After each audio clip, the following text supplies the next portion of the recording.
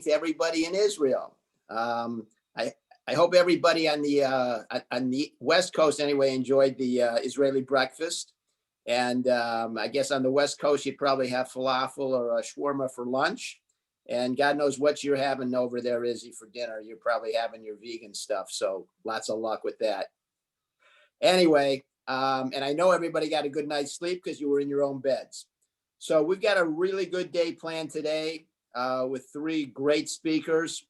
So I'm not going to waste any more time. And Izzy, go ahead and take it away, and let's get Clive and everybody going. Before that, believe it or not, yesterday, half an hour before we started, we had a few more people who joined the mission. So we would like to welcome them. Welcome Michael Baim from Florida, and welcome Norman Shafrin from Massachusetts. Hi. Shalom, bruchim habaim. And also welcome Paula Bloom, who was busy cleaning her car from the snow yesterday, so she missed the first hour. So we're welcoming you again. Shalom and bruchim habaim. Izzy, the stage is yours. Okay, well. So hi, shalom everyone. Whether good morning, good noon, good afternoon, in our case, evening, unbelievable sunset took place this afternoon in Israel over the sea of the Mediterranean Sea. And we're very excited to get going on our second day in the H2O water mission, for which I'm gonna have to share the screen with you. And what we're gonna do today in our second day, which we've named it the Israel Startup Nation Day.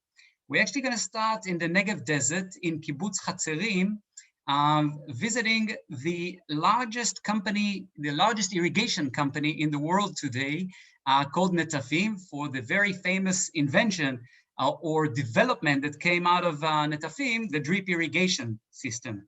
From Kratzerim, we're gonna drive and we're gonna take a little further east across Beersheba, the capital of the Negev, further to the east, where we're gonna meet with Clive Lipshin, Dr. Clive Lipshin, a world expert about on transboundary water and wastewater.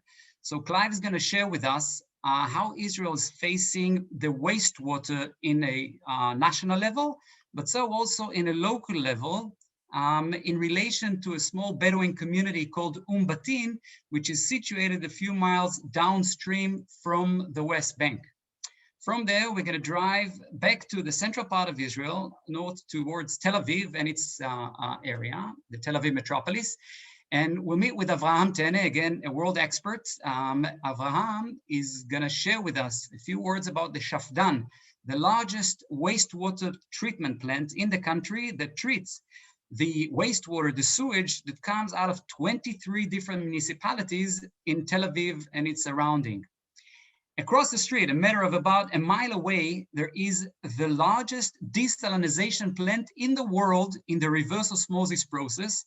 We'll take a short visit with a short video from within the facility there. That facility together with the other 4 desal plants along the Mediterranean coast provides some 80% of the drinking water that we use in Israel on an annual basis.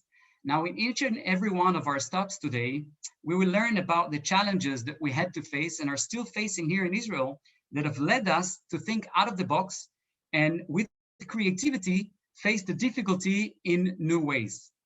Israel, right from its establishment, what we see over here is David Ben-Gurion declaring the establishment of the State of Israel back in May 14, 1948. Immense difficulties we had to face with the establishment of the State of Israel, and even prior to that, starting with security over a very short period, with all the many different wars that Israel had to face in such a short period.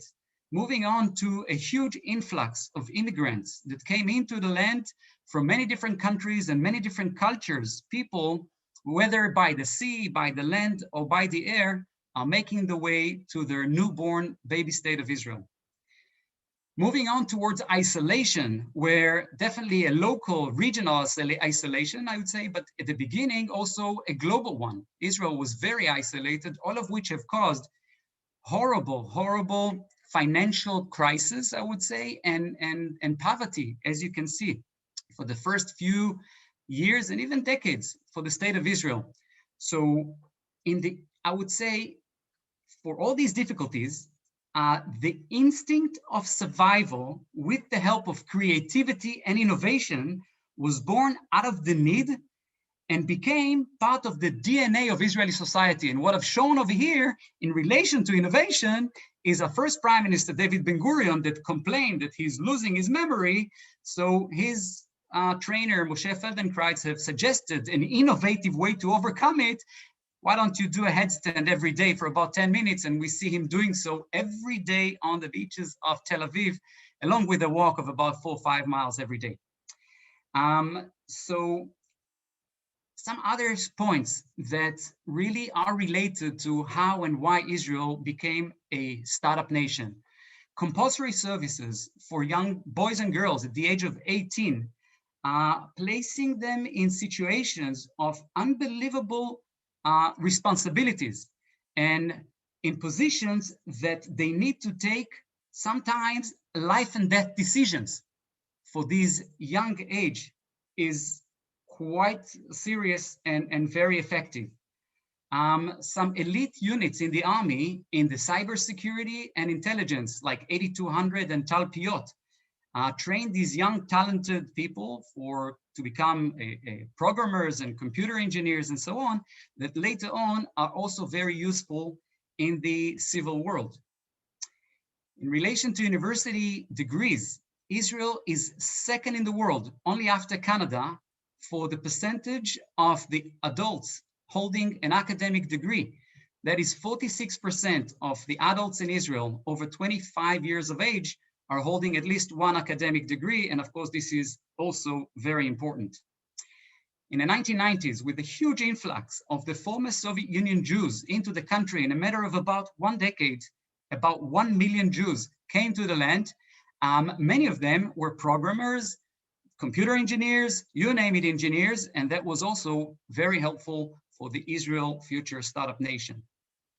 There's great diversity in the Israeli society, people coming from different places and different backgrounds and different culture. Again, it's a big plus. Sanctifying the freedom of speech. What we see over here is in the midst of Tel Aviv, former head of the opposition, Tzipi Livni, marching together with the Arab Druze people for equality. Now, this is in relation to the culture in Israel that encourages failure as an important part of the way to succeed. And what we see over here is Amir Peretz, who was the head of the Labour Party, back at the time was the Minister of Defense, believe it or not, watching with his binoculars, but still with the cover on, trying to see a military exercise on the Golan Heights. So again, it's just on the way to success. Failure, part of the way. Now, in relation to hierarchy, we don't pay attention to hierarchy in Israel. You may be like the brand new worker in a company and you're going to tell your boss he got it completely wrong. You know better. And so also, as you can see over here, these youngsters paying a visit to the president of the state of Israel, Reuven Rubi Rivlin, in the official residence of the president of Israel, and they feel comfortable enough to hug him and to take a selfie and so on. Hierarchy, forget it. Now, camaraderie.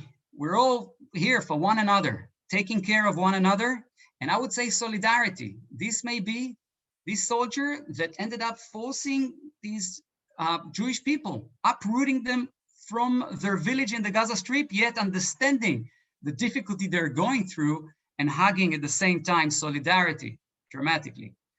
Now, if you don't recognize bravery, this is David fighting Goliath. All right, so I think in the last time, not everyone recognized it. So bravery, it's also an important element. But honestly, I think more than all is the Israeli chutzpah, the famous Israeli chutzpah, that nothing will stop us from reaching our target, and we'll do everything to do it. And what I've placed over here, I'm not sure if everyone recognized, this is famous Netta Barzilai, who a couple of years ago have won the Eurovision Song Contest with her song Toy, I'm Not Your Toy. On the way to the crown, I'm not sure if I can say that, on the way to, first place, she completely shattered all the misconception about who should be a rock and roll superstar, what should he or she look like or say. And this is Netta Barzilai. So all of these are some elements that have turned Israel into a global superpower in the high-tech industry, having today about 7,000 startups in the country, which makes Israel by far #1 in startups per capita. Of course, these have attracted about 400 different multinational companies from all over, putting their R&D, investing and developing, I would say, their R&D centers in Israel, purchasing companies or investing in different companies in many different stages along the way. These two have turned Israel to #1 in the world by far for the VC investments per capita. So let's touch, and I'm just gonna take a sip of the water. Let's touch and mention some of the inventions that came out of Israel. And I'm quite confident you're all familiar with Waze, this mobile application that uses real-time information shared by users that are using it right now, that saves hours upon hours from millions upon millions of drivers around the world. Another famous company, Mobileye. Mobileye in 2017 purchased by Intel. For the biggest acquisition ever to take place in the land of Israel, Intel paid $15.2 billion to purchase Mobileye. And Mobileye today is working on the autonomous car, developing a super sophisticated artificial neural network in the way, trying to help and understand the route and all the changing factors along the way. Huge. On the way to the autonomous car, you're not going to need to do anything. You're just going to sit in the car. The car is going to drive for you with the system. Cyber security, cyber warfare, whatever you want to call it, Israel is leading the world in the cyber field. What I've mentioned over here are just few, or 5 or so, unicorn. These cyber companies that came from Israel and are traded in over $1 billion each. And of course, they're not the only ones that we have. I'm quite confident most of you have heard about PillCam that came out of Israel, this small little pill that in it incorporated is a tiny little video camera that when you swallow it, it'll take a real-time footage video of your intestines and it will be shown at your doctor's computer as it goes in. Now, the Disconki, I know you call it differently. We call it Disconki or something, whatever you want to call it.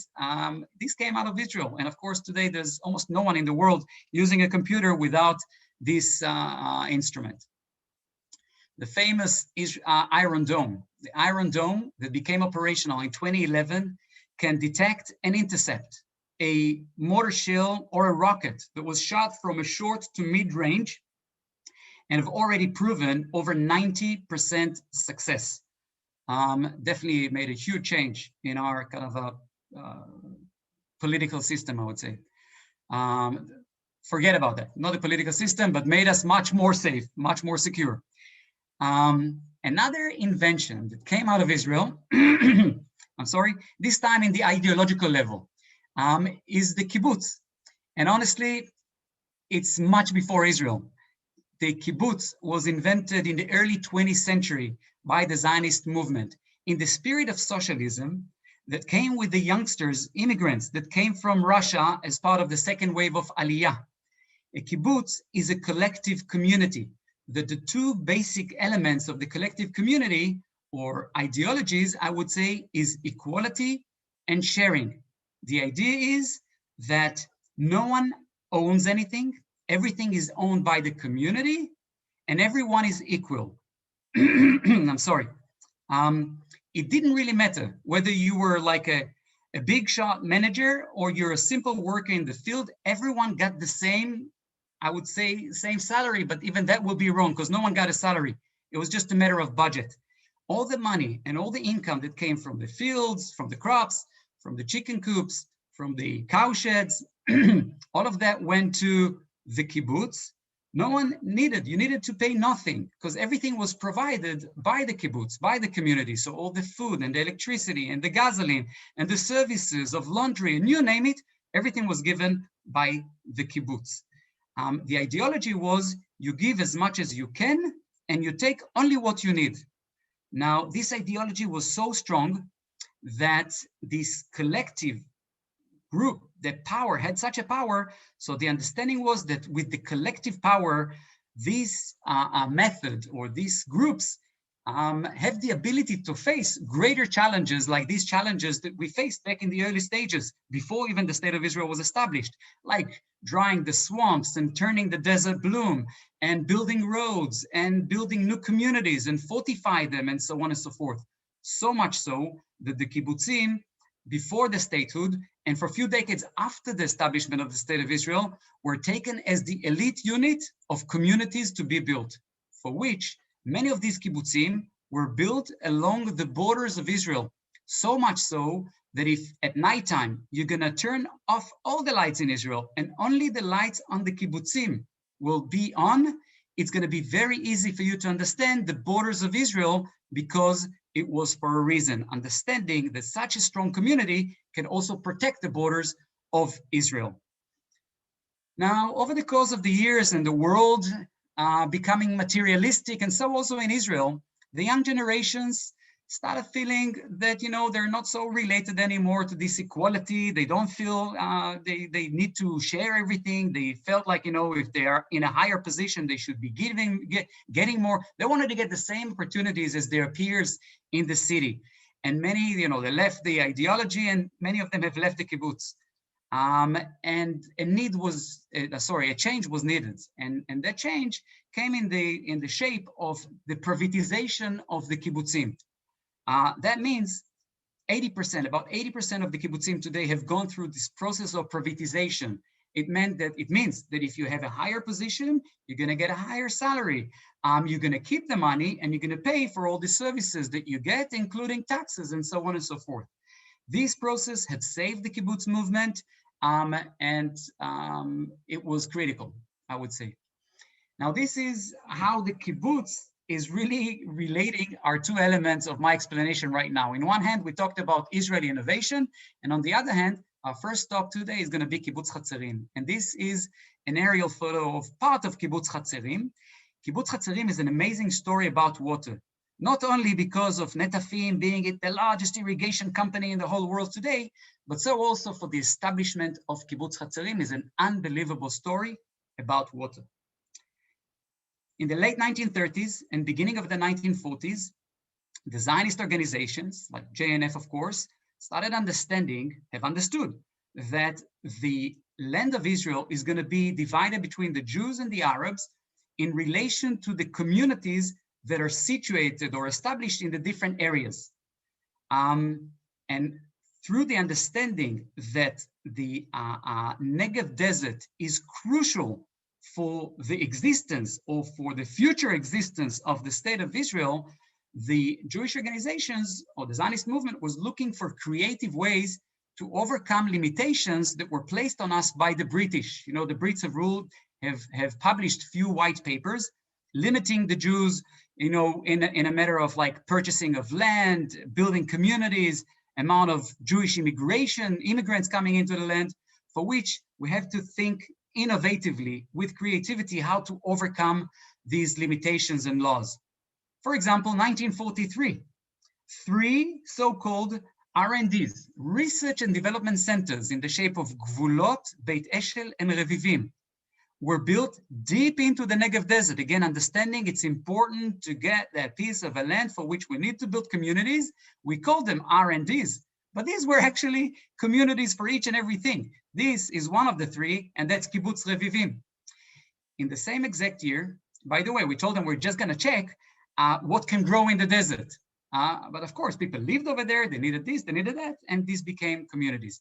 In the same year, 1943, a brilliant geologist by the name of Yehuda Leo Picard have discovered over here in the northwestern part of the Negev by Kibbutz Nir Am, a very large underground water aquifer reservoir that he figured can be sufficient for a larger amount of communities to rely on the water from there.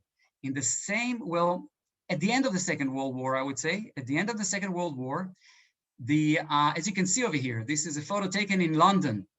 The Brits using these pipes with the water, trying to extinguish the horrible fire after the horrible blitz of the Nazis over London, Here's a typical Israeli chutzpah. Simcha Blas, the head of Mekorot, later on the national company of water in Israel. We heard about Simcha Blas yesterday from Seth Siegel, saying he should be much greater honored. It was his command to go to London, to go to England, purchase these pipes from the British, because they're not in use anymore, and bring them over to Israel so we can deliver the water to the future Jewish communities to be established in the Negev. So these pipes were bought, 140-mile long of pipes were brought and gradually laid in the Negev Desert. So with the finding of the water and the ability to deliver it with the pipes, at the end of Yom Kippur, 1946, it was actually October 5th, 1946, overnight, 11 new communities were built under the nose of the British without them paying attention to it, being able not only to survive, but also deliver water into it. It took a couple more months until all the pipes have made it all the way through. But this was symbolically taken as an operation at the end of the Yom Kippur, because what we do after we're stopped fasting, we're stopping to fast and we start eating, the first thing you do is getting ready for the next holiday, which is Sukkot. And you start building your sukkah. So 11 new sukkot, 11 new communities were built deep into the Negev, under the nose of the British, being concerned about what the international world will think, or the international people, countries will say about them. They decided just to leave it and let it be. And that was critical for later on. And on that, we're gonna talk more tomorrow. One of these 11 communities is Kibbutz Kratzerim. So why don't we go ahead and visit Kibbutz Kratzerim? Tali, this is going back to you. Yeah, thank you. Izzy. You're wonderful. And we have Nati Barak with us on the line, right? Nati, say hi so that everybody will recognize you. Nati? Hi, good evening, good morning, good afternoon. Shalom, Baruch haba. And we have Debbie Maitin, who is going to introduce our Nati Barak. Debbie? My pleasure to introduce our next speaker. Nati Barak is the Chief Sustainability Officer Emeritus of Netafim, the pioneer and global leader in drip irrigation solutions. Nati has been with Netafim since 1975, and prior to his current post, he served in several positions, including Director of Marketing, Executive VP of Netafim USA, and President of Netafim South Africa. He is a member of the United Nations CEO Water Mandates Steering Committee, that's a big name, and the Steering Committee of the United Nations LEAD initiative. Nati studied international relations and political science at Hebrew University in Jerusalem, and is also a graduate of the Executive Management Program at the Rekanati Business School at Tel Aviv University. He is an active member of Kibbutz Kratzerim in the southern Israeli Negev Desert, and he serves on the Kibbutz Board of Directors, the Kibbutz Management Committee, and the Kibbutz Economic Committee. We were so lucky to have an opportunity to meet with Nati when we were on the water mission back in 2019. And now it's my very great pleasure to introduce him. Nati, to you. Thank you very much, Debbie. Tali, do I start with something or is there a video? We pre-recorded Nati in the Jojoba field of Kibbutz Kratzerim. He's going to be speaking to us from the field of the kibbutz, and then we're going to meet him again for Q&A. Short video and then for Q&A. Gary?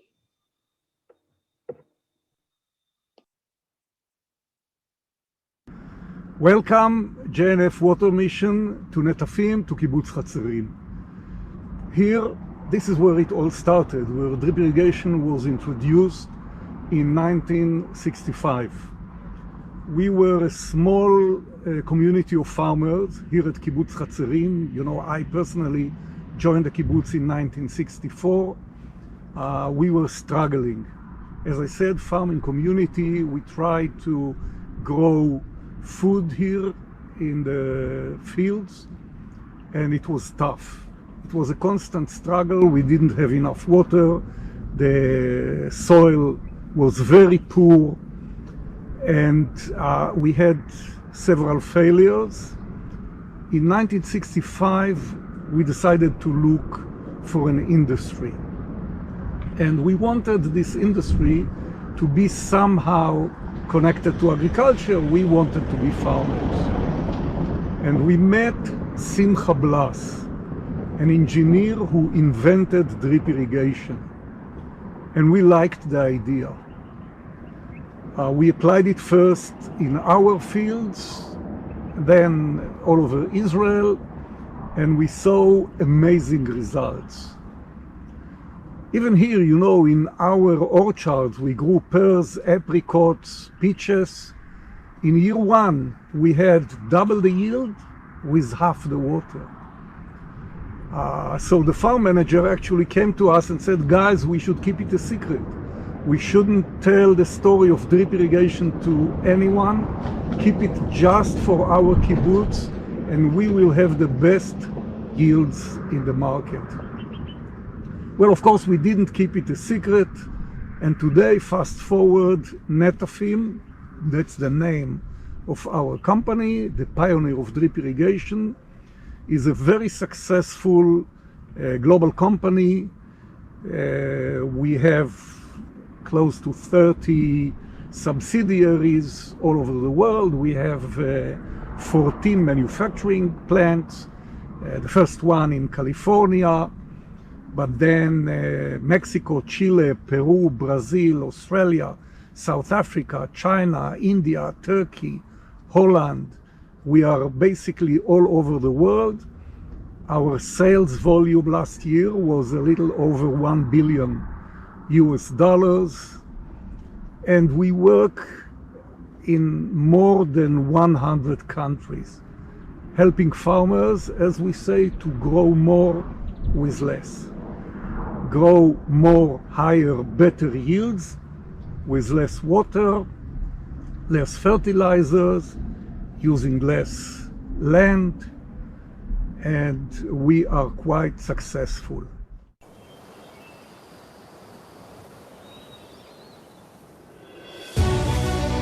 More than 50 years ago, Netafim was founded on a small kibbutz in Israel and introduced drip irrigation to the world. Drop by drop, field by field, we have become the world's largest irrigation company, leading the drip irrigation revolution and helping the world grow more with less. With its end-to-end smart irrigation solutions, Netafim offers a diverse portfolio of products and services that address every need, from the water source to the plant's root. Starting with unique financing capabilities and best-in-class planning, through leading agronomic and technical know-how to cutting-edge innovative irrigation technology. We will accelerate the growth and drive mass adoption of smart irrigation solutions by investing significant efforts and resources in developing emerging markets, deploying large-scale irrigation projects, and increasing the penetration in commodity crops. Netafim is leading the way into the future, in which sophisticated robots and automated systems will drive simplicity in irrigation, reducing the dependence on working hands and natural resources. Advanced sensors, satellites, and data management systems will help farmers to control and monitor their fields from the palm of their hands, facilitating precise agriculture and allowing them to benefit from better yield and greater peace of mind. Together with our partners for success, we will lead the change for a sustainable future. Netafim. Grow more with less. Our technology is called drip irrigation. We deliver water and nutrients directly to the roots whenever it's needed, wherever it's needed, in the right quantity and the right quality of nutrients, fertilizers, and so on. Sometimes we do not call it irrigation, we call it nutrigation. To do that, we use emitters or drippers, which are inserted to the dripper lines, and you can see it all over Israel and all over the world. The idea is to spoon feed the plant with exactly the amount of water which is needed at the right time and at the right place. This can be applied to small farmers, to backyard gardens, and to very large,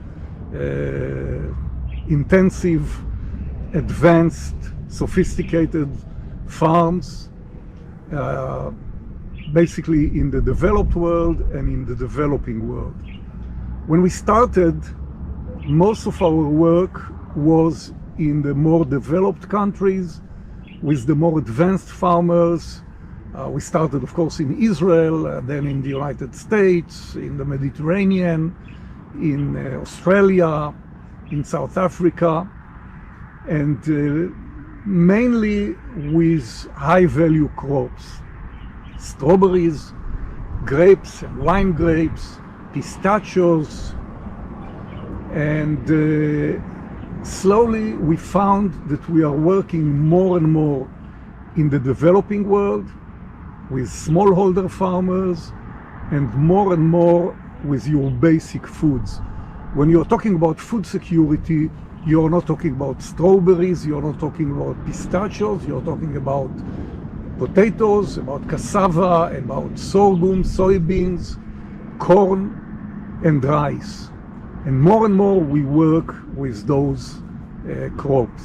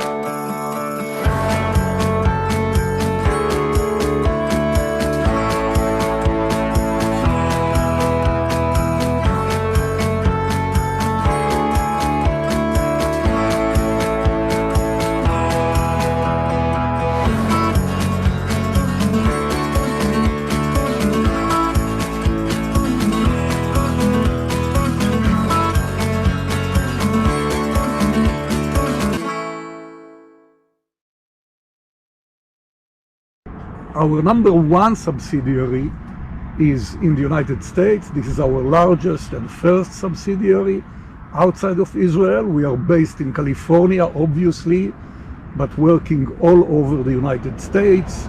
We grow wine grapes in Napa and Sonoma. We grow almonds in the Central Valley in California. We grow corn in the Midwest. We grow cotton in Lubbock, Texas, citrus in Florida. We are basically all over the United States.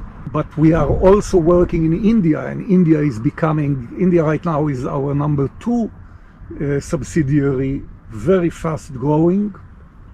And in India we have beautiful examples of what we call community irrigation. In India we work with smallholder farmers. Just for example, we have a project in the state of Karnataka where in one project we work with 7,000 farmers in 22 villages. Each one has his own small farm, something like 2-3 acres, drip irrigated. It was fully subsidized by the Indian government, by the government of the state of Karnataka. And the results are amazing. The return on investment is fast. They get higher yield with less water, but the amazing results are on the social level, what we call capacity building. And we are talking a lot about the SDGs, the Sustainable Development Goals of the United Nations. I was very fortunate to be present at the United Nations General Assembly Hall when the 17 SDGs, Sustainable Development Goals, were adopted in September of 2015. And the SDGs are talking about poverty, about food security, about water, about gender issues, climate change, about economic growth, about partnerships, and so on. And I realized that in our work, what Netafim does, especially in the developing world, we are touching most of those SDGs, most of the goals. So obviously water, we are saving water. We are helping farmers to grow more with less.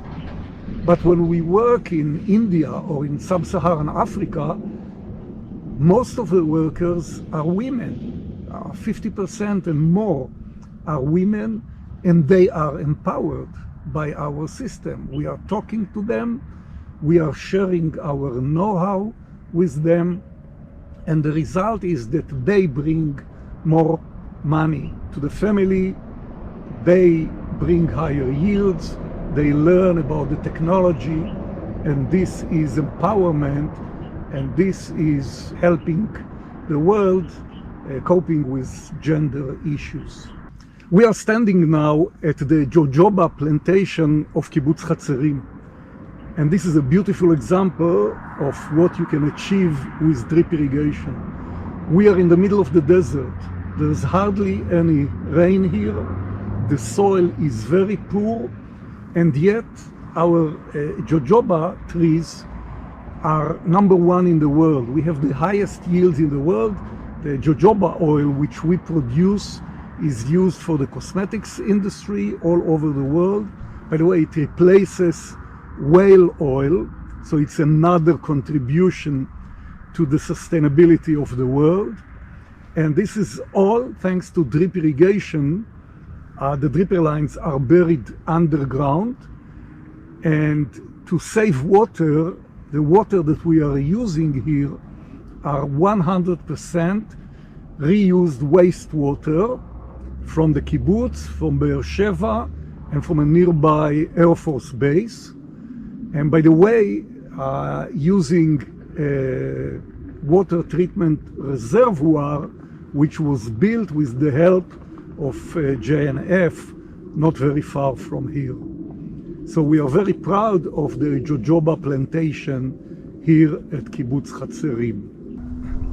The best way to understand drip irrigation is perhaps to tell you a little bit about some examples. So it all started in Israel, especially here in the south, in the Aravai Desert, where hundreds of farmers are enjoying drip irrigation and getting first-rate yields, eggplants, peppers, cherry tomatoes and regular tomatoes, dates, all grown with our drip irrigation, and a beautiful partnership with the Israeli government, with the private sector, and of course the farmers. And JNF, Keren Kayemet, is also helping them in some infrastructure work. If we move from Israel, we can go to California again. Sometimes the challenges are not necessarily water. The dairy industry in California, there are millions of cows and they produce a lot of contamination. Liquid cow manure, which is putting the whole industry in risk. And we spoke to the dairy farmers and tried to offer them a system which saves water, and they said, no, we have enough water. So what was their challenge? And they said, pollution. So basically, to cut a long story to a very short and very successful one, we are using the liquid cow manure, which is produced by the cows. We are treating the water, and through drip irrigation, we are irrigating the corn, which is being fed to the cows. So this is a beautiful example of circular economy, helping the growers to get higher yields with less contamination, less damage to the environment. In Texas, we did several installations of subsurface drip irrigation, where on the surface we grow with the same system. We grow cotton, we harvest the cotton, and then with no tillage, we plant corn, then we harvest the corn and we plant wheat. So zero tillage, no greenhouse gas emissions, high yields using subsurface drip irrigation. With drip irrigation, as I said, we are helping farmers to grow more with less. And saying less, it's less damage to the environment. It's also helping social issues with smallholder farmers, very poor farmers in sub-Saharan Africa or in India. Actually, this is the idea of Tikkun Olam. With drip irrigation coming out of Kibbutz Kratzerim, coming out of Israel, we are fixing the world. This is Tikkun Olam, and sometimes it makes me more proud than the business success that we have achieved out of this small kibbutz in the middle of the Israeli desert.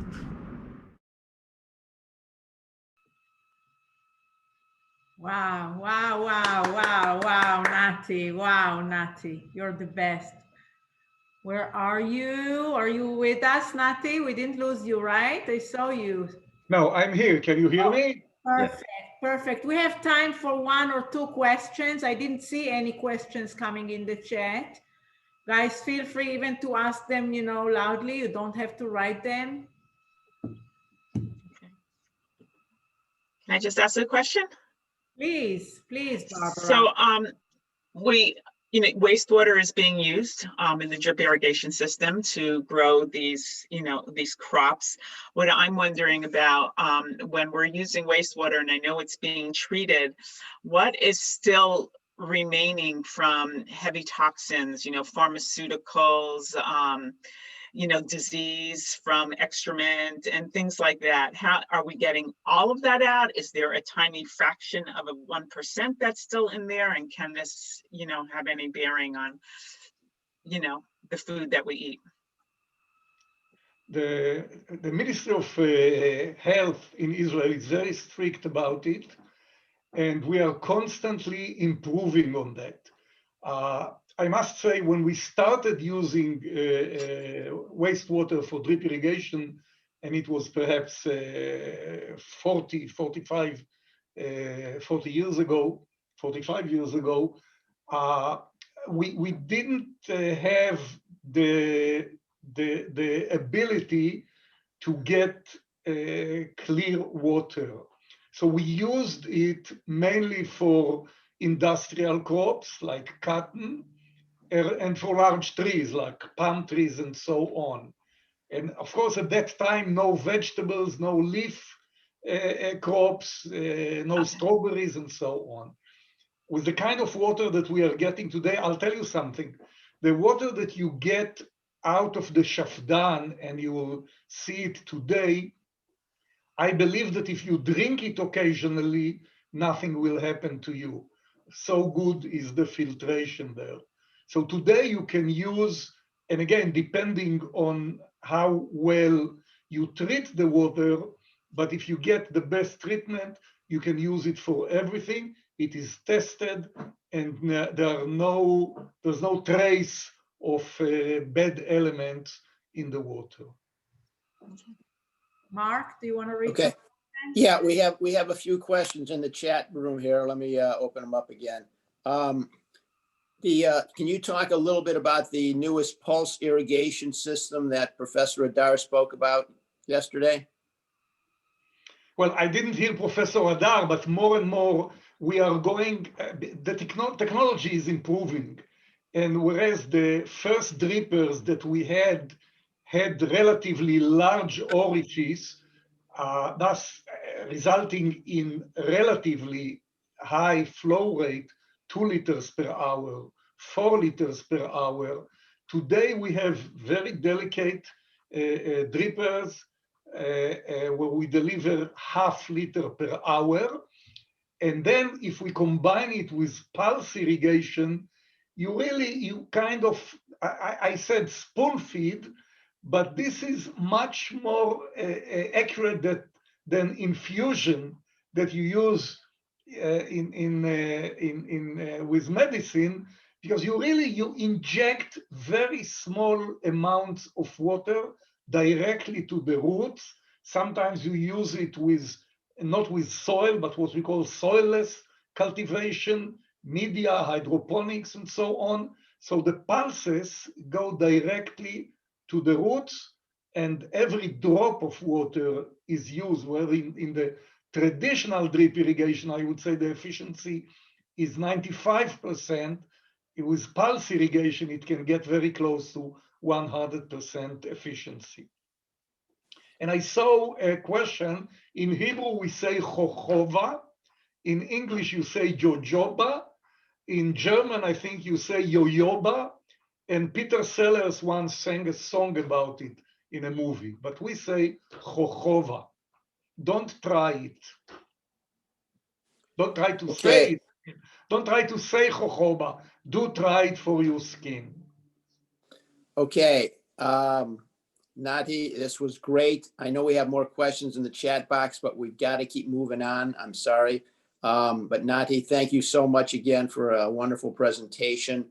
And we need to move on. So my pleasure. Just one gesture for Tali. For me. The blue box. Bravo. Kol hakavod. We love you, Nati. Amazing. Okay. Thank you very much. Bye, guys. Stay with us. We have Clive Lipshin on the line. You're more than welcome to stay with us and hear our friend Clive. Thank you. Clive, you're with us, right?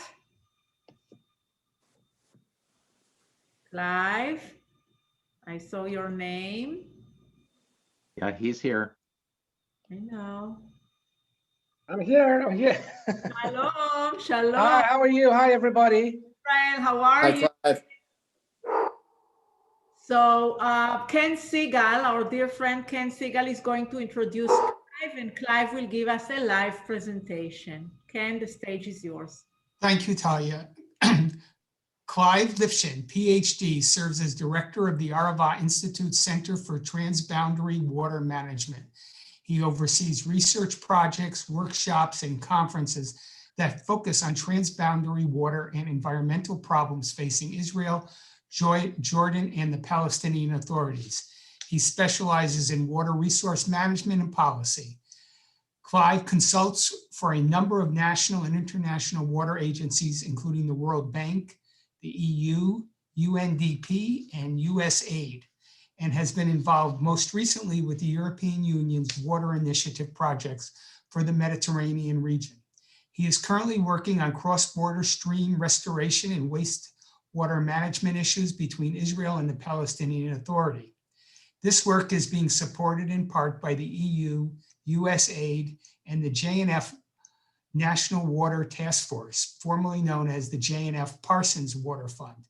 He is also involved in developing appropriate community-based water and wastewater treatment and reuse technologies for off-grid communities in Israel, the West Bank, Jordan, and the developing world. Wow. Clive?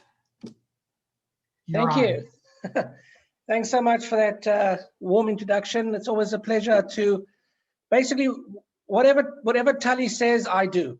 It's like Tali is my officer in the army. She says do something, I don't ask why. I just say, okay, I'll do it. But Tali is an amazing person. I'm sure you all agree with me. And anything that I can do for her and for JNF, I'm always willing, because so much of the work that I do couldn't be done without the amazing support from JNF and all the amazing people that believe in Israel and have a passion for our country, for water, for the environment. So it's really just a pleasure to be able to do these kinds of things and to present a little bit about some of my work and some of the issues that that Israel faces with regards to water management. So what I am going to share with you are, well, talk about two things. One, Nati already sort of introduced in his talk and his presentation, and there was a question about it, which of course is everything that Israel is doing with regards to wastewater recycling and how that really is has revolutionized globally the way in which we think about wastewater and the way in which we think about how to irrigate our crops. So the world's food security, you could argue, in many instances today relies on understanding how to irrigate crops more efficiently with alternative water sources such as recycled wastewater, which Israel is a world leader in. And second, to talk a little bit about some of the transboundary issues Israel faces with regards to managing water and her neighbors. So I'll touch on those two topics in the time that I have. So I'm going to share my screen with you guys. Hopefully everybody's seeing the screen, and I'll just put it into presentation mode.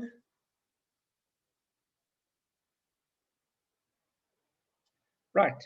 So there's my email. So if anybody wants to be in touch afterwards, or we don't have time to answer everybody's questions or comments after the presentation, please don't hesitate.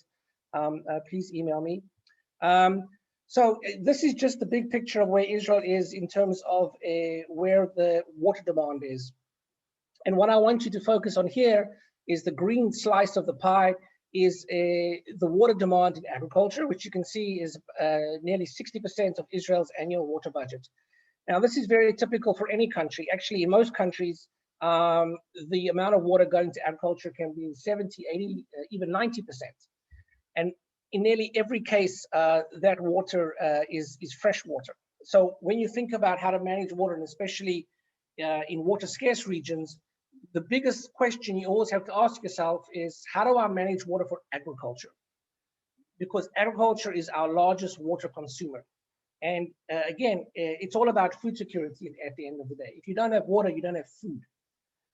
So this is a major element in how we think about water and how we manage the resource. But Israel is unique in that, as you can see here, the supply of water going to agriculture is made up nearly 50% by potable water, fresh water, and slightly more than 50%, reaching 60% or even higher in some areas, recycled and brackish water. So this basically, again, has revolutionized the ability for Israel, which is a water scarce country in a water scarce region, to actually become and continue to be food secure, which again is a major challenge for countries around the world.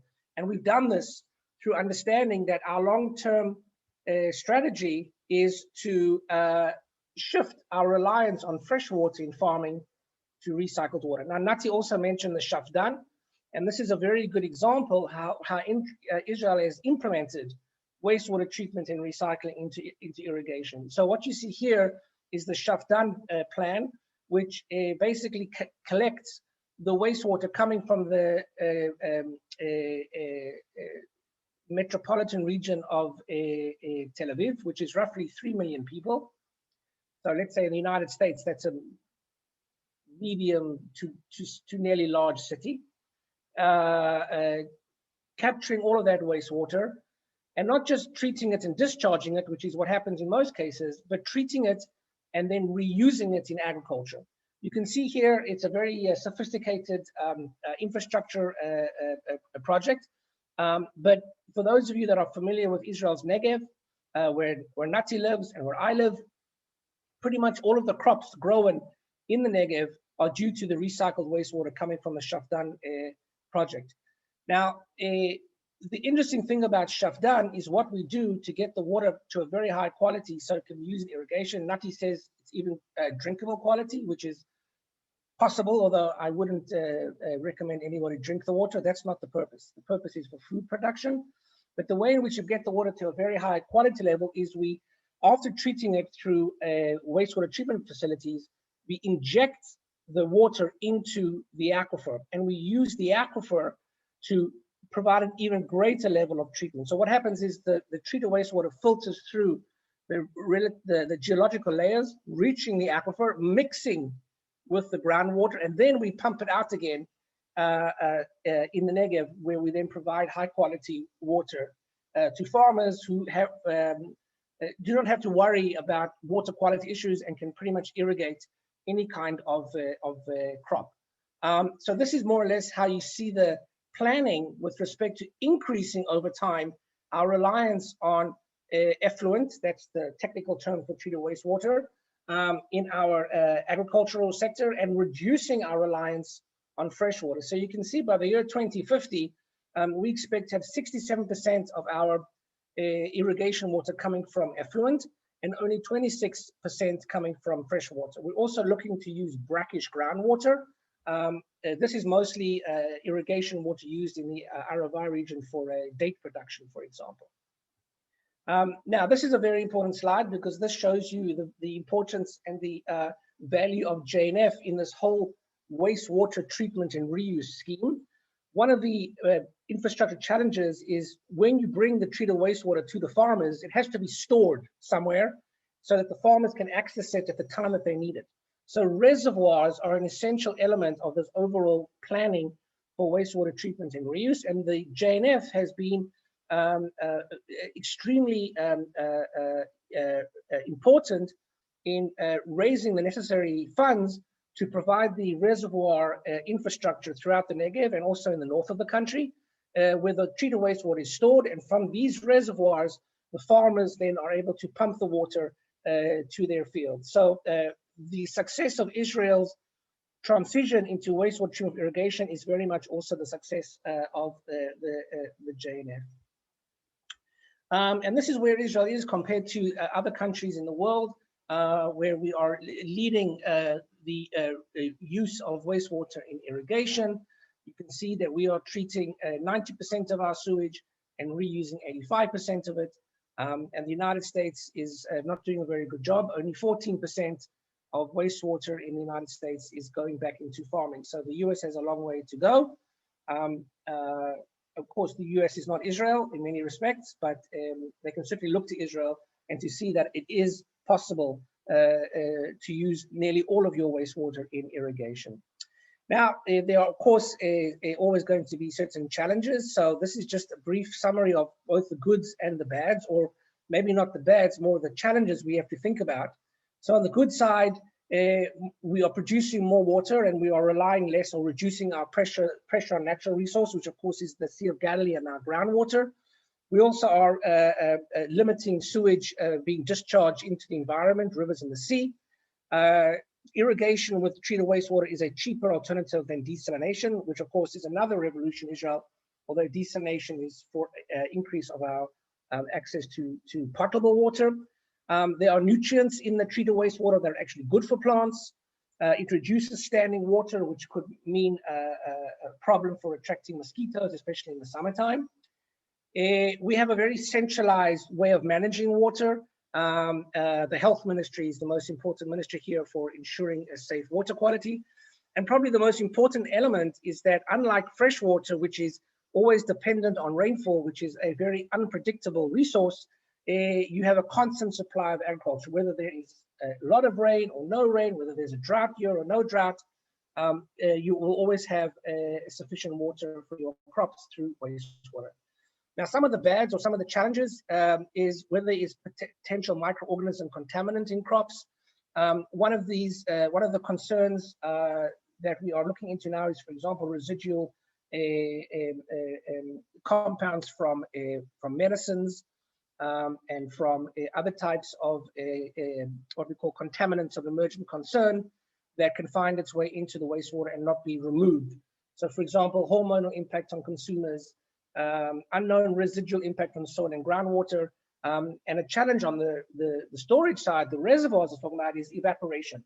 So, for example, is it possible to cover those reservoirs in some fashion so that we can limit the evaporative losses? So there are always going to be challenges, but of course we're up for the challenges, and we're always working on pushing forward our knowledge and our science to improve our dependence and use of treated wastewater. So that's a sort of the big picture on wastewater reuse. And now switching a little bit onto another topic, which is the transboundary element of Israel's water resources and her relations with her neighbors. So what you see here is a list of the 3 major sources of fresh water that Israel relies on. The first, of course, is the Jordan River system, the Sea of Galilee system, which is here on the right. This is the watershed. You can see here the Sea of Galilee, the Jordan River connecting to the Dead Sea. And this is the extent of the watershed, in other words, the extent of the drainage basin. And the Jordan River, which is a very small river compared to other river systems around the world, but it's the only source of surface water that Israel has, primarily in the north, which is the Sea of Galilee. But this water is also shared by other countries. And so a big element of Israel's water management is how to allocate water between herself and her neighbors according to principles of agreements and treaties and international water law.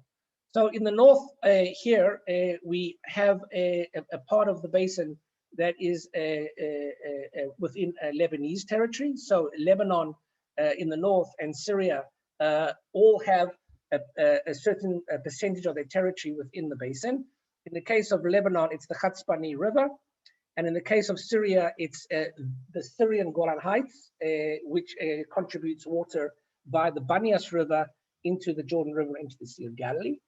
To the east of Israel, of course, we have Jordan. Jordan actually has the largest percentage of territory in the basin, making up most of the Jordan River system, connecting the Sea of Galilee to the Dead Sea.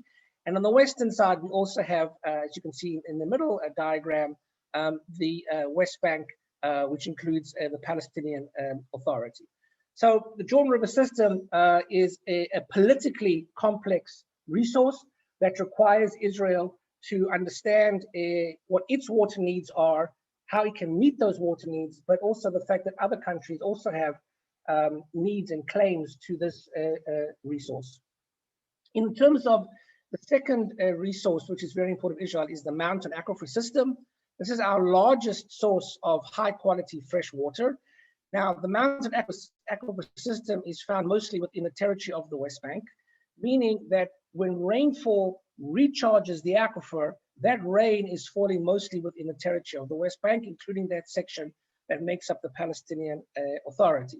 So one of the biggest elements between Israel and the Palestinian Authority in water is management of groundwater resources with respect to the West Bank. A similar challenge is with respect to the Palestinians in Gaza, which is our third resource, which is the coastal aquifer system. This is actually the coastal aquifer was the first resource to be developed by Israel way back, actually before Israel was a state in the 1920s. Wells were dug to provide water for the growing city of Tel Aviv here. But it's also a very important source of water for the Palestinians in Gaza. So both in terms of groundwater management and surface water management, transboundary issues are very important. This is a slide that just gives you a little bit of a sense where the water is. So you can see here the red is the recharge area where the rainfall recharges the aquifer. And you can see that most of that recharge area is within the West Bank. You can also see the extent of the coastal aquifer that takes up all of Gaza. And you can see here again the Sea of Galilee, which includes Israel, Syria, Lebanon, and then down here the Jordan River, which includes Jordan, the West Bank, and Israel as well. And then this is my final slide, just to talk to you a little bit about the groundwater, because that's really probably our most important source of fresh water. So this just summarizes the different groundwater basins and their transboundary nature. Now, what you see in this map, all of these different colors are different groundwater basins, and the arrows is the direction in which the water flows when it is being recharged by rainfall. So firstly, this red arrow here, this is this area here, this green area is called the Azraq Aquifer, and actually this is an aquifer that is shared between Syria and Jordan, and is a very important source of fresh water for the city of Amman. What I'm showing you here in this map is not only the transboundary nature that Israel shares with its neighbors, but other transboundary issues that don't include Israel. In this case, the Azraq Aquifer, a very important source of water for Jordan, which requires relations between Jordan and Syria and how to manage the aquifer. The next one is down in the south. This is called the DC Aquifer, which is an aquifer that is shared by Jordan and Saudi Arabia. Now, what's interesting about the DC Aquifer, which is also a part of how to think about groundwater, is the DC aquifer is called a non-renewable or fossil aquifer. What does that mean? It means it's not renewed by rainfall. There's a solid geological layer that prevents rain from entering the aquifer. And this basically means that when you extract water out of this aquifer, there's no recharge. So this is basically something like mining. Once you've used this water, it's gone for good. And DC is a very important aquifer, but it's non-renewable. So any water extracted from DC is not going to be recharged by rainfall. And it's heavily exploited by both Jordan and Saudi Arabia in the south. With relating to Israel, we also have a similar challenge to DC because the Aravai Aquifer, which makes up which runs along the Israel-Jordanian border, is also a non-renewable aquifer. So management of this aquifer, which is used primarily for date production in the Arava, is also an issue of great concern for both Israeli farming on the Israeli side of the border and for Jordanian farming on the Jordanian side of the border. The mountain aquifer, as we spoke about earlier, is shared between Israel and the Palestinians. And here, this is an aquifer that is recharged. And so the essence of the challenge is, how do I ensure that the amount of water I pump out of the aquifer is not at a greater rate than the amount of rainfall that recharges? So the challenge for water managers in groundwater is, how do I balance pumping with recharge? And this is a very challenging issue, and is one of the most important elements of dialogue between Israelis and Palestinians, how to ensure the long-term sustainability of the mountain aquifer system. The next one, where did it go? Wait a second, I can't really see what I'm doing here. Zoom business.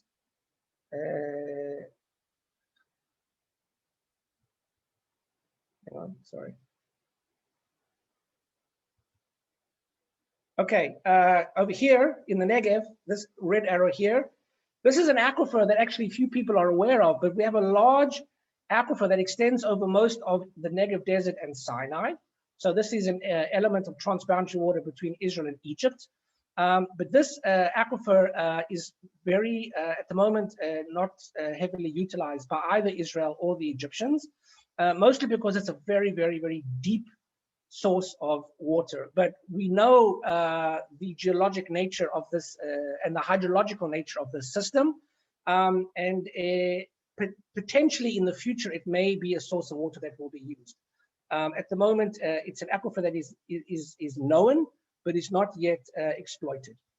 And finally, here, the coastal aquifer system, as I mentioned earlier, is a very important source of water for Israel and the Palestinians in Gaza. And the risk of the coastal aquifer, which is very, very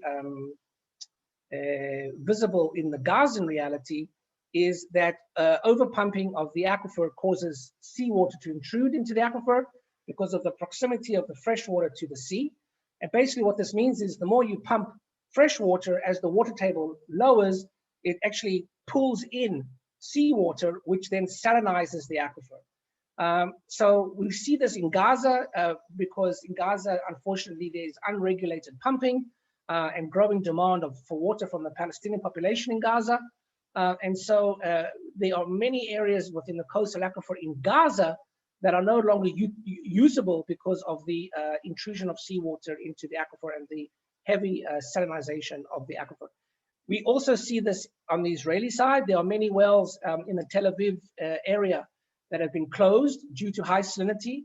Now, of course, the aquifer can rehabilitate if you lower your pumping, and that will gradually allow for a dilution of the seawater and an improvement in water quality. So I think I'm going to stop at this point. Hopefully this was not overwhelming you too much on these issues, but the transboundary element is something that all water managers in Israel are very aware of. And there are many discussions constantly with the Palestinians and with the Jordanians, because we have agreements with those two entities on how to manage effectively the groundwater resources and the Jordan River system as well. Thank you. Clive, thank you. And can you please 2 words, because we're running out of time, can you say 2 words about your mutual projects now sponsored by the Jewish National Fund with the Bedouin community, as well as the COVID-19 research that you're... Okay, I will, Tali. Let me just, sorry. I'll quickly...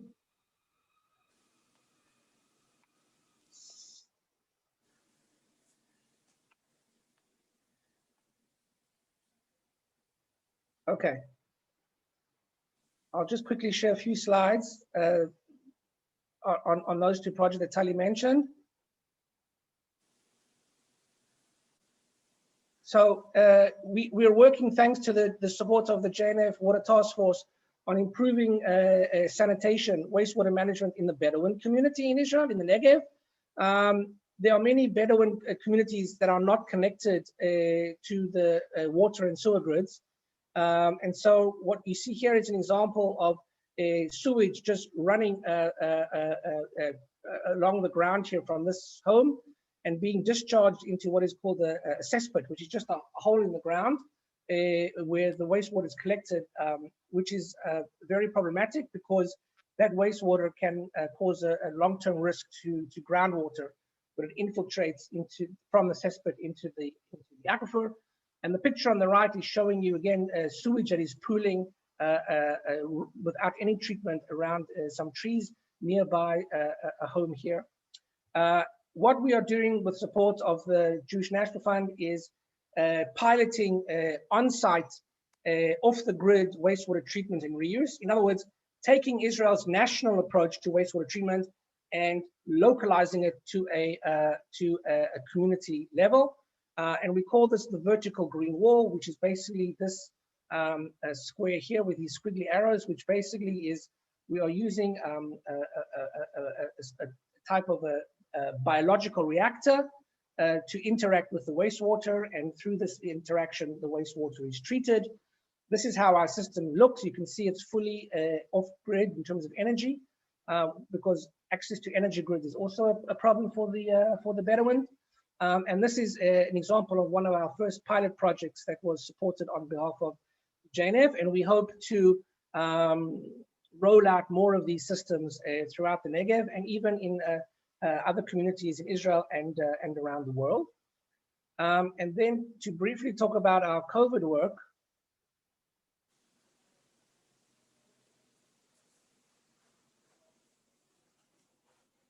So we're doing some interesting work in what is called We're doing some interesting work in what is called wastewater epidemiology, which is the understanding that wastewater, the coronavirus or any virus, any bacteria, any pathogen can be identified in wastewater. And so we're doing this, we're pioneering this research in Israel, together with colleagues from Ben-Gurion University. And why is this important? Because if you look at this slide,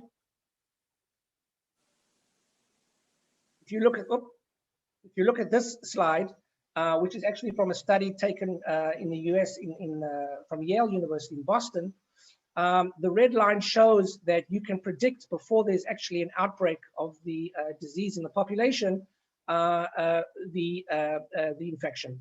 This is because people who are not yet sick or are not yet symptomatic for the disease will release the virus into the wastewater via their feces and urine. So we can pick up the virus at least 2 to 3 weeks before infection rates are actually identified by the health ministry through serological testing. So in other words, wastewater epidemiology is a means to pre-screen where outbreaks will occur before they actually occur. So it's a very important tool for public health policy. And we are doing this research again in the Negev. Here is an example of us going in and extracting a sample of wastewater to be sampled for the coronavirus from the sewer network. We work with an Israeli startup company called Candu that has a specialized technology to sample wastewater, and they're one of our collaborators. And this is just an example of some of our preliminary research. The blue columns is the concentration of virus detected in wastewater, and the green is the morbidity data collected by the health ministry. Now, what's important or what's interesting in this graph is you can see that in the 3 weeks that we tested for the virus, we found relatively high concentrations in wastewater, but there was a low morbidity data. In other words, it's exactly the same pattern as you saw in the Yale study. 3 weeks before, people were already showing signs of the virus, but it was not being picked up by the serological studies from the government. Only afterwards do you see a rise in morbidity. In other words, we could have told the government 3 weeks ago to expect this increase in morbidity from the population. So again, we have some pretty good evidence here showing the value of monitoring the COVID virus in wastewater as a means to predict where outbreaks will occur. This is an ongoing study, and we're making very good progress. And I'll be happy to share with you more information when we have more conclusive results. And I think. Thank you so much, Clive. Mark, I'm sorry. First of all, I have an internet problem, so I've joined you via the phone. I'll try to join you again via the computer. We will not have time for Q&A with Clive. You're more than welcome to write to Clive. We're going to share with you his email address again. Yes, I'll share my email. I know that time is always a challenge, so I appreciate. I don't have any problem with that. I'm sending now in the chat to everyone my email address, and please feel free to be in touch with me with any questions, comments, suggestions, and so on. Thank you. Thank you, Clive. Thank you. Thanks, guys. Always, be well. Yeah, as always, your presentations are fantastic, and it's a lot of good content to try to absorb. So thank you very much. Thank you so much. Thank you. Okay. Okay. So next on the itinerary, we have the introduction of Avraham Tenney, who is a wonderful guy. He's like the godfather of desalination in Israel. I personally have had the privilege to spend quite a bit of time with him, touring around the desal plants in Israel. So with that, let's get Elise Ingber is going to introduce Avraham Tenney. Hi, everyone. It's a pleasure to take this bus trip with you. I'm in New York looking out at snow, and wonderful. So currently, Avraham Tenney is working as an independent senior consultant on a variety of issues: water, wastewater, desalination, and energy. Prior to that, Tene was the head of Desalination Division and chairman of the Water Desalination Administration, the WDA. Tene's tenure at the WDA lasted from 2005 to 2015, and his responsibilities included overseeing all of the desalination in Israel, supervising of all the projects from inception through design and planning, construction, and startup, checking water imported by marine equipment, and heavy involvement in the water and wastewater master plan for Israel and all the water management issues and plans in the Water Authority. Leading up to this role, Tene worked for a number of wastewater management companies and was a member of the Water Commission Desalination Division. Prior to his time at the WDA, Tene was the owner and CEO of Napro Negev Projects an engineering and development company. Thank you all, and thank you for being with us. Thank you very much. Thank you for having me. And it's wonderful to see all of you, and part of you already met in Israel here and there. So what I'm going to do is I'm going to talk about Avram, now Yes. we're going to show the video from the Shafdan, and then you're going to Okay. speak about the desalination. So Gary. Okay, I'll wait. very Okay. good. Stand by.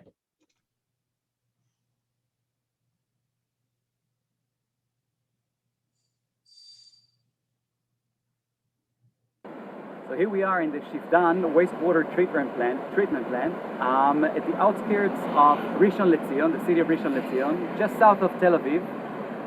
This treatment plant that treats sewage that comes from 23 different municipalities, about 2.5 million people, flushing the toilets, washing the dishes, making the laundry, and so on. All this water comes over here in order to get treated. With us today here, we have Avraham Tene, a water expert. Avraham, thank you for being with us. Can you first say a few words about yourself, and then share what's the system and how it is working over here? Okay. So thank you everybody for having me here. As I said, my name is Avraham Tene. I used to be the head of the Desalination division in the Israeli Water Authority, and also the chairman of the WDA, the Water Desalination Administration of the government of Israel. I was responsible for all the desalination project in Israel from 2005 to 2015 when I retired. Then, after I retired, I'm still consulting and giving advices to the Israeli Water Authority on issues of wastewater treatment and water reuse. Now what I want to do is just to give you some information about the process of this large plant, and then we'll talk later on the water reuse in Israel. So let's start with the process. As you heard, this plant is receiving 23 municipalities, wastewater from 23 municipalities coming in with 3 large-scale pipes from about 40-50 kilometers from Tel Aviv, and takes the wastewater of Tel Aviv, and everything comes here. And the first stage in the primary treatment, we are just getting rid of all the diapers, stones, sand, and everything that doesn't go into biological treatment. This is the first stage of the plant. Then the wastewater goes into the biological process, where it meets bacteria that are attacking all the organic components, and also get rid of nitrates and phosphoric compounds that you don't want them later on in the effluent. After the treatment of the biological treatment, which is the secondary treatment, we are sending the treated wastewater into large clarifiers. We'll see later on one of them, large clarifiers that are separating the sludge, the remains of the biological treatment, from the effluent, from the water that you want to reuse later on. In these clarifiers, the water stays about 30-40 hours.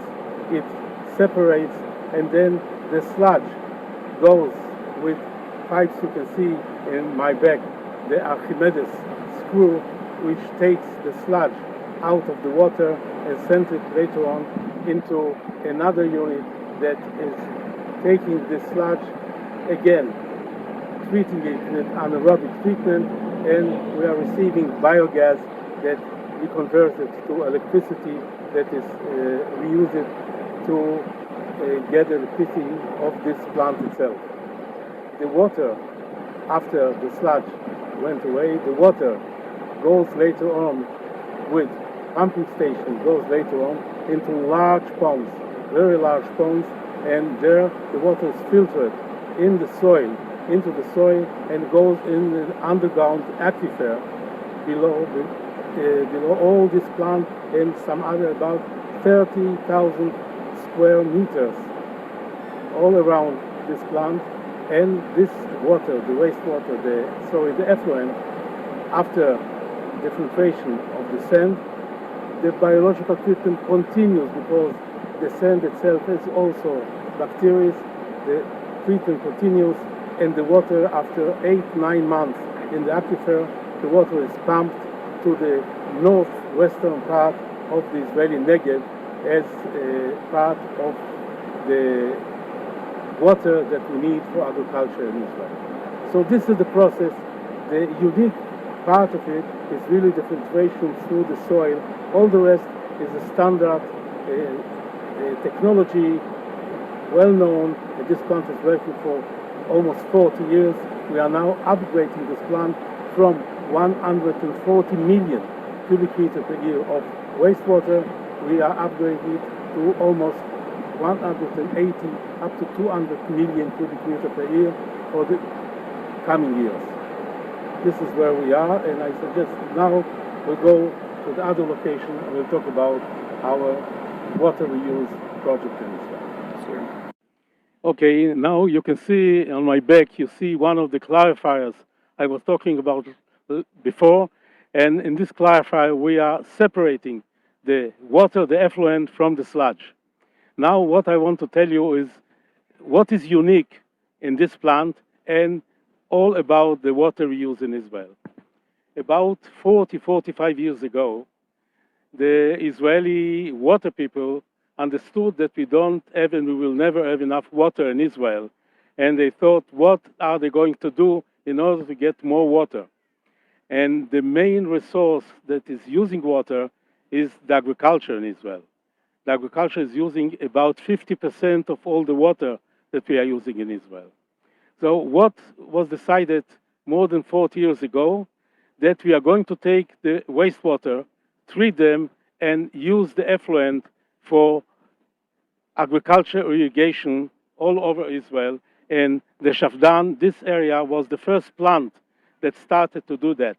40 years ago, we started to send effluent from these large ponds and from this large aquifer that we are sending the wastewater, the effluent in, and we are sending with pumping station the water into the northern western part of Israel.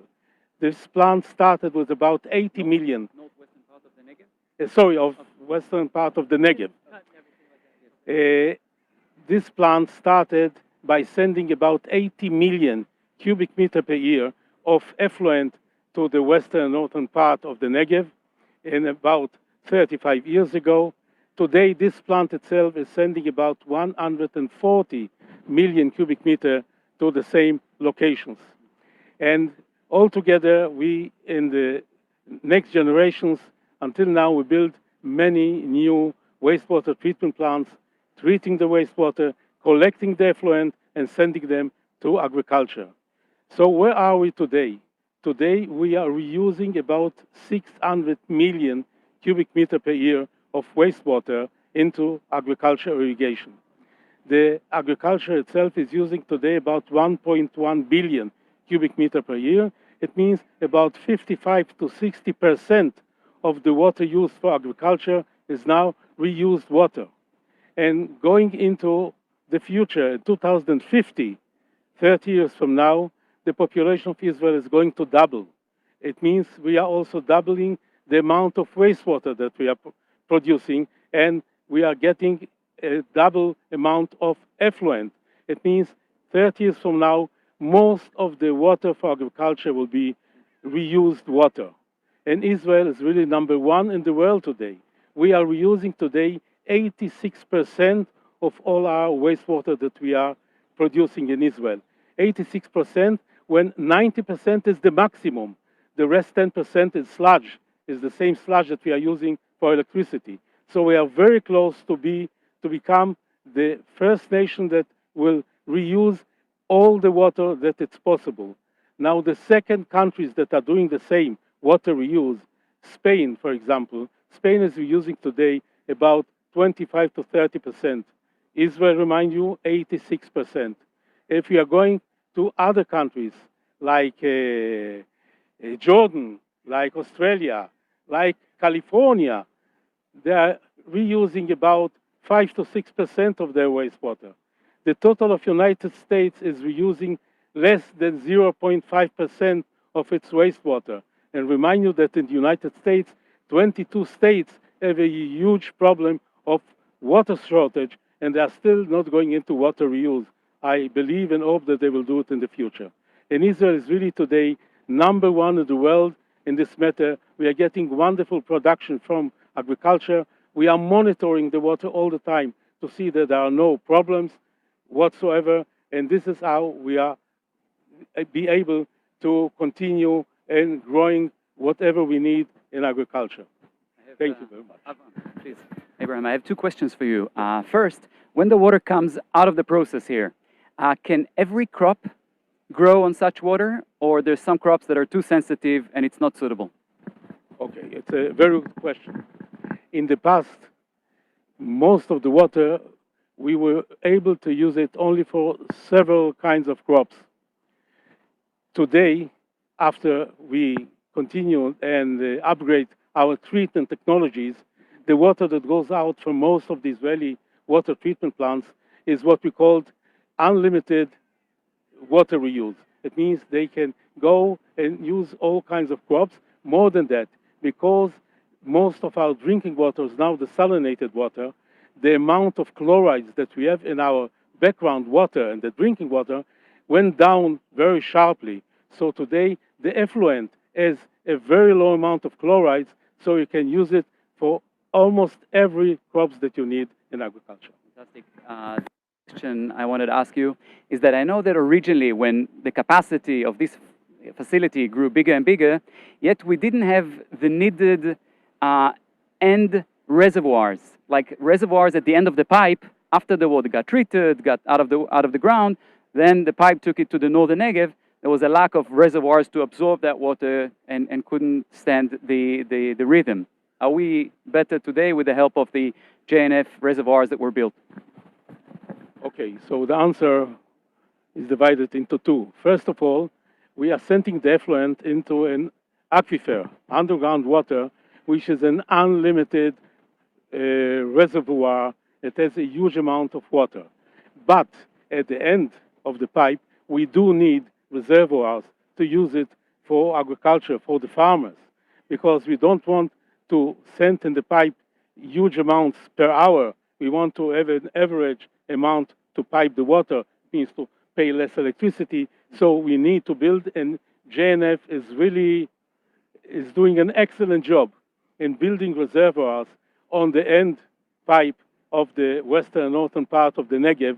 And these reservoirs are getting the water constant from this area, and the farmer is using the water whenever he needs, in every time in the day, night, or season.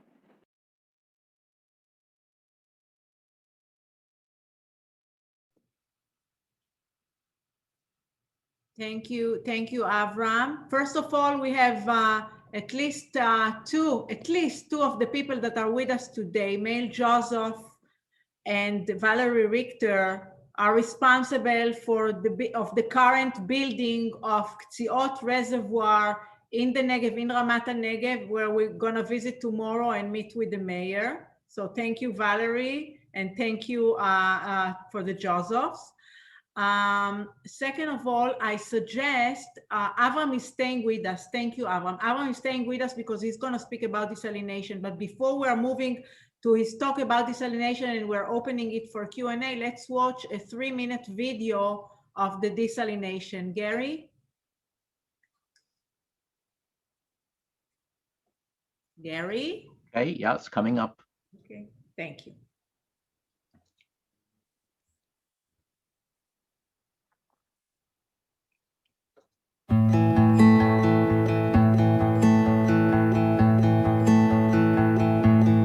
Thanks to the 5 desalination plants in Israel, Israeli faucets have water. We're standing here in the Solek desalination plant, which is the largest desalination plant, not only in Israel, but in the world. You were saying that 2 kilometers that way is the ocean, where the water comes into the plant and goes through multiple stages to eventually be used as potable drinking water.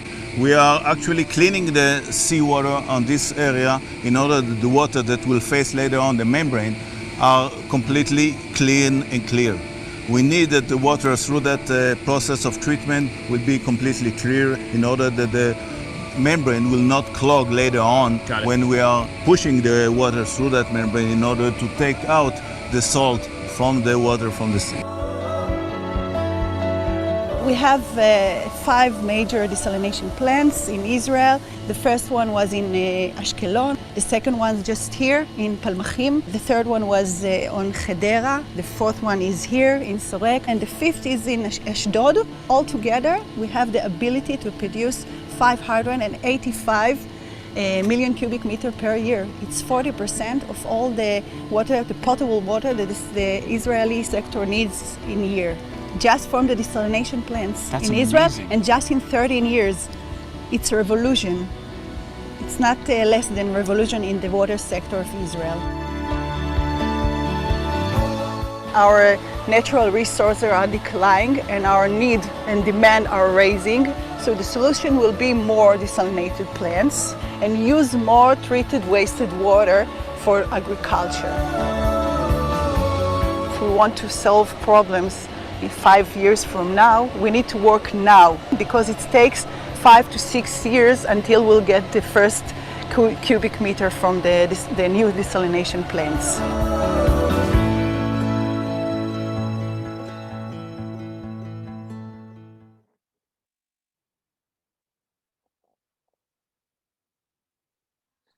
Thank you. Avram, the stage is yours. Okay, thank you very much. Let me just share with you.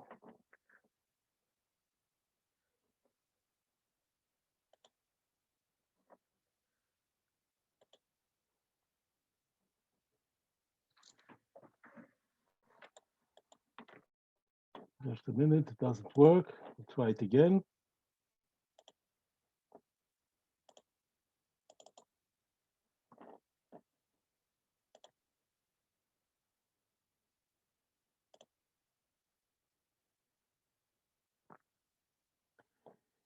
Okay, so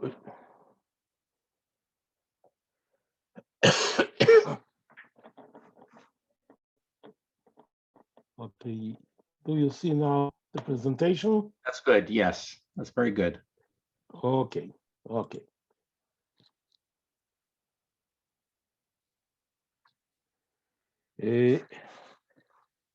Just to see what is really the problem of the water in Israel. You can see here what is the water demand in Israel. If we are talking about the agriculture, and what you see here is just some 20 years. But we have in our water master plan in Israel, we have a broadcast of, the future goes up to 2050, 2060 to see what is going to be the future demand in all our sectors. So agriculture will take about 50% of the water. Industry is quite small, but still taking about 115 million cubic meter. The city, the urban demand is growing very fast because you should know that the growth of population in Israel is almost 2% a year. So in 2050, we are going to have about 16 million people in Israel, double the amount we have today. We do send water to the aquifers to rehabilitate the aquifers to have some more water in the aquifers because our natural water, our natural rain is not, we don't have enough amount of it. I'll talk about it a little bit later. We are sending water to our neighbors, to the Palestinians and to Jordan with an amount of about 150 million cubic meter per year. We are also sending water to the nature. If you want to see some water in our rivers, creeks, etc., we need to send artificial means of water in order to have water there.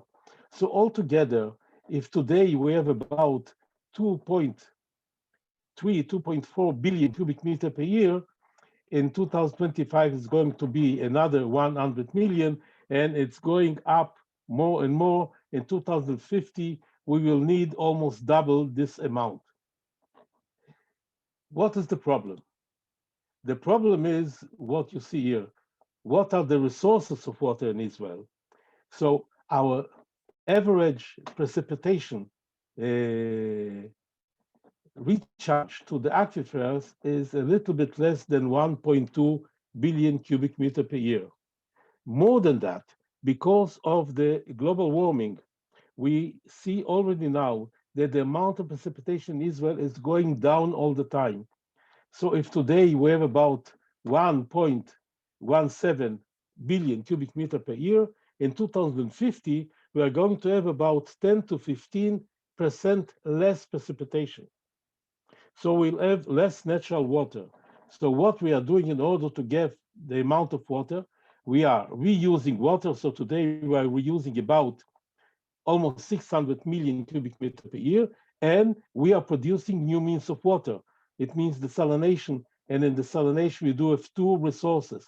One is brackish water desalination that we have in the Negev, in the Aravai, in other parts of Israel, and we have about 34 small desalination plants all over Israel, producing altogether about 70 million cubic meter per year. And then we have, for the time being, 5 large-scale seawater desalination that are producing about 600 million cubic meters per year. We started already to build a new desalination plant. You saw in the film the Azraq plant that is the largest reverse osmosis plant till now in operation, which is producing 150 million cubic meter per year. But we are now building a plant that is going to produce 200 million cubic meter per year, which is going to be then the largest one. And in 2025, we are going to reach almost 800 million cubic meter per year of seawater desalination, another 70. So altogether, almost 850, even more cubic meter per year of desalinated water. So by using desalination and reused water, we are in a way able to get enough water that we need, but because of growth of population, we will need to build more and more desalination plants and more wastewater treatment plants in the future. Now, in the past, we didn't have a problem too much. Remember, Moses, our leader, took the Israeli people from Egypt to Israel. Whenever he had a problem, he hit the rock with a stick and we got water. It's not so simple today. So today, we need to do so much more. Now, just to give you the full picture of the water in Israel, what you can see the amount, first of all, the amount, this black dotted line, you can see that the amount of fresh natural water is going down all the time, and starting in 2060, 70, we started with about 1.3 billion cubic meter per year, and in 2050, we are going to reach almost 100 million cubic meter per year, much less water. So if in the past we were using only potable water in Israel, we started about 40 years ago to start with water reuse. You can see this right. We started salty water, mainly in the Aravai. We started to adopt agriculture plantation that is using salty brackish water, and we are going to continue to do that. But the amount of reused water is going to grow from year to year, and the amount of desalinated water that started in about 2005 to use water is going to grow also very quickly. If in 2010, 10 years ago, about 60% of our water in Israel was potable natural water, in 2050, 30 years from now, only less than 30% will be natural water. All the rest will be desalinated water and reused water. This is where we are going into the future of Israel.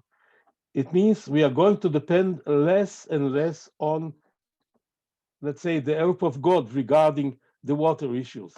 We need God for all many other issues in Israel, but on the water issue, we will probably be able to finalize the solution that we will be able to produce the amount of water needed for our next many generations to come. Now, just to show you really, as we started in 2005, we started to operate the first large-scale desalination plant, the Ashkelon plant, and then we built some other plants. We built some extensions to these plants, and as I told you, 2025, we are going to build a new desalination plant, and we already started, which is going to be number 6 in Israel, and we already started a tendering procedure of the desalination plant number 5, which is going to be in the northern part of Israel. Now, just to show you a little bit for those of you who weren't able to visit Israel and see the desalination plants, so you can see this is the Ashkelon plant, about 6 kilometers from Gaza Strip, producing today about 120 million cubic meter per year. In 2005, this was the largest reverse osmosis plant in the world. The second plant, the Palmachine plant, a little bit south of Tel Aviv, about 20 kilometers south of Tel Aviv, started as a 30 million cubic meter per year, and we tripled its capacity during several years, and today is producing 90 million cubic meter of desalinated water every year. Number 3 is the Hadera desalination plant that is producing about 130 million cubic meter per year, and this started its operation in 2009, was at that time the largest reverse osmosis plant in the world. Number 4, the plant that you saw, the film there, the Azraq plant, Azraq 1 plant, is producing 150 million cubic meter per year, started its operation in 2011, and number 5 is the Ashdod plant, started its operation in 2015, and really that year, plant started, I retired from the job, but before I retired, I was able to bring Israel almost 600 million cubic meter per year of desalination. Thank you very much. Thank you, Abraham. Thank you, Abraham. This is yours. Please manage the quick Q&A, Mark. Okay. I know one question that I've been asked multiple times is, with our enemies so close and the water so important to us from the desal plants, is there special precautions taken for the security of the desal plants from our enemies? We can ask the same question each and every infrastructure in Israel, not only desalination.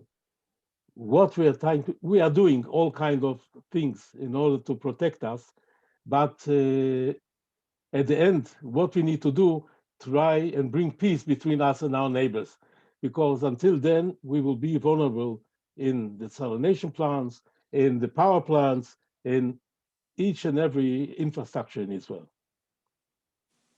Okay, thank you. The next is from Rich Hacker. Yesterday, we heard of the new pipelines that were under construction that will carry water to the lower Jordan Valley and Eilat. How much will that increase the demand on water resources from the desal plants on the Med? Okay, first of all, what we're trying to do, we have a national grid that is really connecting the, let's say, the central part of Israel from the Sea of Galilee to the middle of the desert. We have a national grid that brings water everywhere. But in the northern part of Israel, north to the Sea of Galilee, even near the Sea of Galilee, and the southern part of Israel, there are disconnected areas. So we have there several local resources of water. desalination water or other means like the Sea of Galilee in the north. We are now trying to reach all these parts also with water from the national grid. So we are doing two things in parallel. We are building a piping system to bring water from the central part of Israel to the Sea of Galilee. It means whenever we will get a reduction in the elevation of water in the Sea of Galilee, we will be able to send water to the Sea of Galilee and keep the Sea of Galilee in the optimal elevation. The same goes to the southern part of Israel. We are now trying to connect the southern part of Israel almost until Eilat with water from the central part of Israel. But this is not the only solution. We are also going to increase the desalination in Eilat, or let's say a joint venture project between us and Jordan in order to be able to have a new resource of water in the southern part of Israel. But yes, we are building two different piping systems in order to do that. Okay, thank you. The next question up is from the Levies. They heard that the Ashdod plant is not functioning. They were having some problems. Is it operational now? First of all, it was always operational. It has some problems. It couldn't reach the maximum capacity during summer in the first years. Today it's better, and there is a kind of a tender to change the ownership of this plant in order to be able to do some more work on the plant and bring it really to the right operational system. But it's working, and it's usually producing between 80% to 100% of the existing operational design. Who are the ownerships of these plants? Are they all owned by different investment groups, or does the government own a piece of them? Okay. How is the ownership structured? Okay, all these large-scale plants, all of them are BOT projects. It means build, operate, and transfer. It means the tender is choosing a joint venture of companies that are building the plants on their own budget, operating the plants for about 22 years, and then the plant goes to become the governmental entity with zero money. And at that time, there is going to be a new tender for an operation company to operate this plant for another 15 to 20 years. All of these 5 plants. Now, 4 of them are by private companies, private joint ventures. The Ashdod plant, the company that built it was the Mekorot company, which is a governmental company. And we did have some problems with their performance in this plant. And hopefully we'll have a private company that will go in and upgrade this plant. Okay, thank you. Okay, as always, Abraham, very informative. You're wonderful. If there's no more questions, we're going to go to just summarizing what the day is. Tali, you have anything you want to add at this point? Tali, you still there, or did you lose us? Yeah, I'm here. I was just, I was muted. So first of all, again, connecting the dots, everything that we've heard today, I think one of the most important things was the prediction of the population growth in Israel, and the fact that by 2050, we're going to count about 16 million people. And for that, we need to prepare. And we heard constantly from everyone, from Avram, from Nati, from Ilona Dar, from everyone who was with us today, from Clive Lipshin, that the rate of recycling of the water is going to grow. We're going to have more wastewater because we're going to have more people, and we're going to have more need for food. And for that, we need more water. And for that, the Jewish National Fund is asked to build another 90 water reservoirs. That's not the only thing that we're doing in Israel, but that was the the discussion of today, so I just want to put the things in context.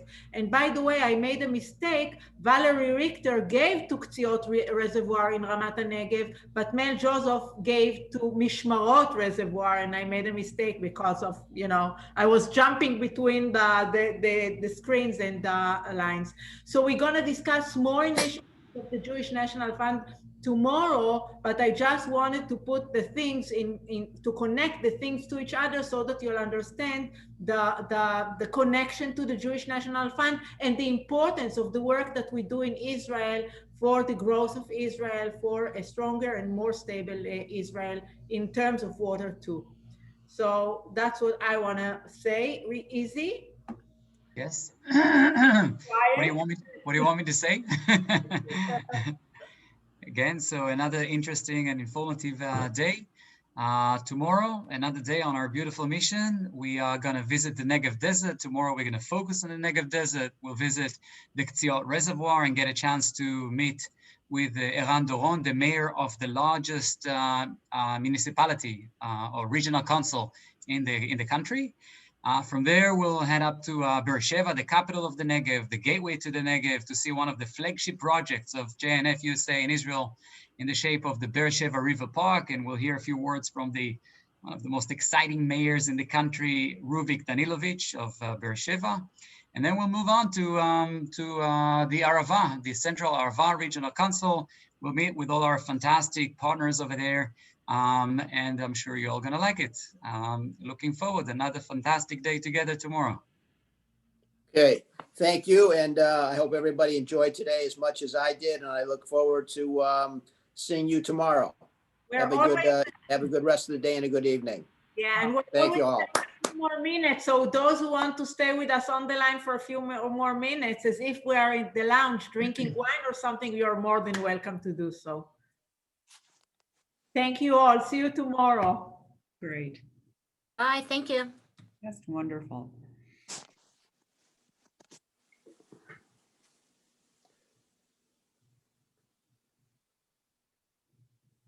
Izzy?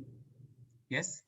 How big is like a cubic meter or a million cubic MCL? It's actually a good question that I figured. I wonder how many of you actually do understand the measurement. But you know what? Let me just what do you want to translate it into? Like gallons, or do you want to? Sure. Let me see. Very, very hard. Trust me, we tried so many times, Ellen, and we were lost in translation because almost impossible. You translate to gallons and then they move to another measurement, and then you're losing it because I have a science background and I couldn't visualize. I just couldn't imagine. I'll tell you, one meter is 3 feet.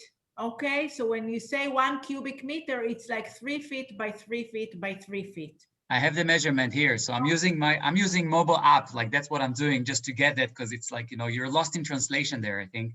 1 cubic meter is some 264 gallons. Is this helpful? It's mine. A million before it is just. It's a big number. I think what helps me sometimes understand just like the measurements.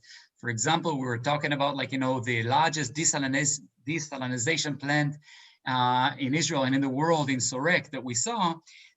Talking about the 150 million cubic meters, when you just calculate, you're talking about 7% of the total consumption of water in Israel per year.